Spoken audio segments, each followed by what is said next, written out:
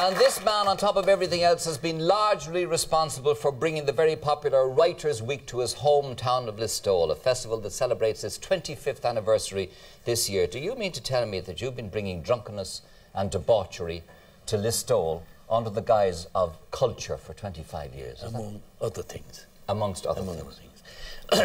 This week we celebrate our 25th year. It's for young writers and old writers. We have tremendous prizes. For the first time ever, we're giving a £2,000 prize for an Irish novel published in Ireland.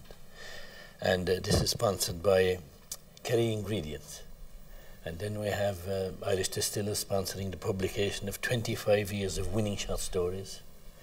And we have a lot of other things as well. It's a week of drinking, John B. It's a week of drinking, but there are many kinds of debauchery. There is mental debauchery as well as physical debauchery. And any fellow skilled in the art of seduction will do well in the story. Any fellow with a good line of chatter patter will do well at Writers' Week. Really? It's a very humorous, very frolicsome, and a festival that calls for great endurance. And you're telling me that women are attracted to writers, is that right, John? Oh yes, I have great difficulty myself in keeping them. And of course. I remember the Chinese ambassador, for instance, came to Listowel for Writers' Week from London, and when she went up to bed at night, there was a young man on her bed. Courtesy of, not Writers' Week, but the natural generosity of the town itself. But she rebuffed the offer and didn't accept it. I see. We were all totally disgusted. Yes. Yeah. It must have caused consternation in Listowel the first time the Writers' Week came to it. I mean, what did the locals have to say about it?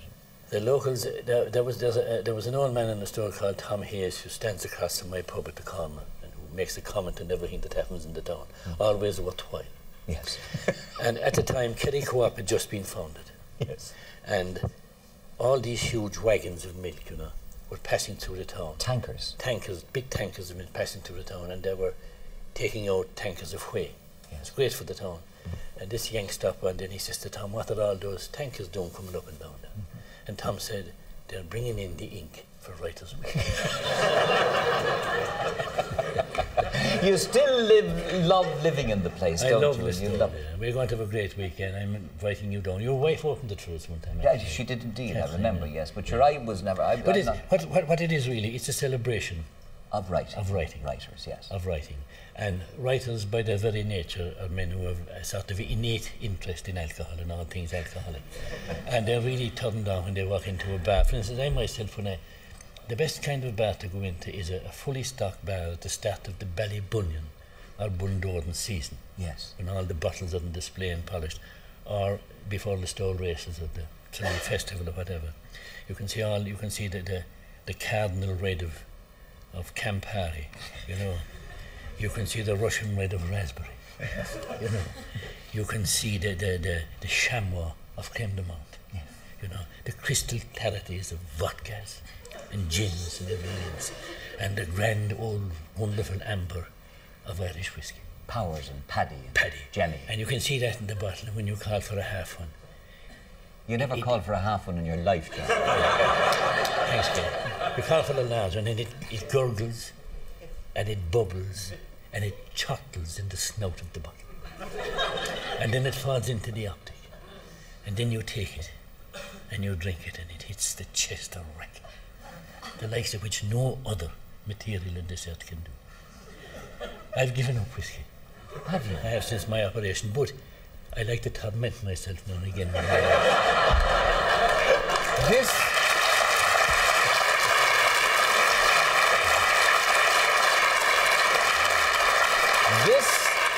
This programme tonight is brought to you with the compliments of Alcoholics Anonymous. Tell us about the operation, not in great detail, but just tell me what happened to you. Well, I won't give you the gruesome details. No, I don't want to hear this. Actually, one day I was reading the Irish Times and it was an article on prostate cancer. Prostate cancer? Prostate gland and the prostate gland. The cancer was to come later. But anyway, I said, I have that. And I discussed it with my wife Mary, and she said, why don't you go to see your doctor? So I did, and he diagnosed it once that I did have a prostate to be removed. So I went to Cork to the bonds, and may I say in passing that the diligence and the commitment of the nurses and the bonds and everywhere else is something which defies even me for description. Because God bless you. God bless you. Their total devotion, I mean this now, their angelic devotion, they're a different breed of people. They're so committed, they never complain. And remember that after, anyway, look, the doctor, he said to me, it was a successful operation, you know, and you were cured. But just as I was leaving the hospital, he called me aside, he said, I must talk to you. He said, you have cancer of the prostate. I'm afraid it's fairly advanced. I give you the option of going for chemotherapy, or I can operate on you. So I said, operate, and he did, and it worked. After several hours on the table, I said, thank you, Peter, the name of the surgeon who did the job. Thanks to all the nurses and the bonds, and all the people who visited me. And was it a close shave, as they say? Oh, I was very lucky, very lucky. But deservedly so, I'd say, because I'm the kind of a fellow who deserves it. and ever since...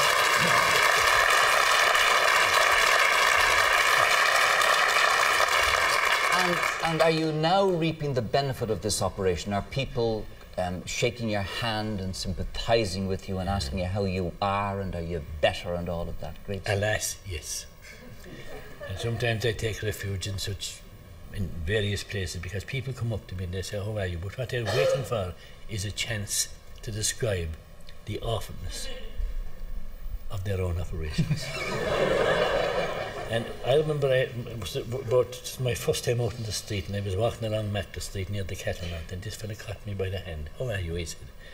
And I had a feeling that when he caught me by the hand, he was waiting to harangue me or to address me at length on some subject which turned out to be his own particular illness, which is too crude to describe here, except to say that it necessitates frequent visits to the toilet at the most unexpected occasions and continual siding of his underwear. So he gave me the most gruesome description I ever heard in my life. And I noticed the public toilet, that great benefactor by the way of bladder and bowl, alongside me. And I dashed in and closed the door, and I helped him outside, and I waited till he was gone. I looked out, he was gone. So I took off outside the town and I went up towards the graveyard.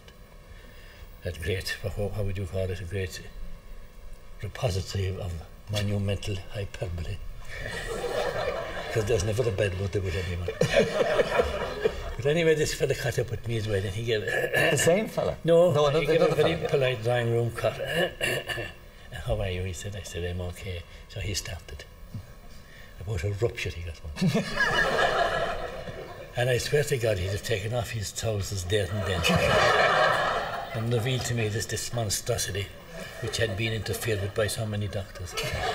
But I took refuge in the aforementioned graveyard from him. The graveyard? I could see him at the gate. Now, people might think I'm cruel, but I have escaped the clutches of 1,000 successful operations. Men only barely able to talk. And they tell you what all that happened. All the kinds of cancer of the colon, and the bladder, and the bowels. You name it, they've had it. And this for me was a great experience. And I'm writing about it at the moment.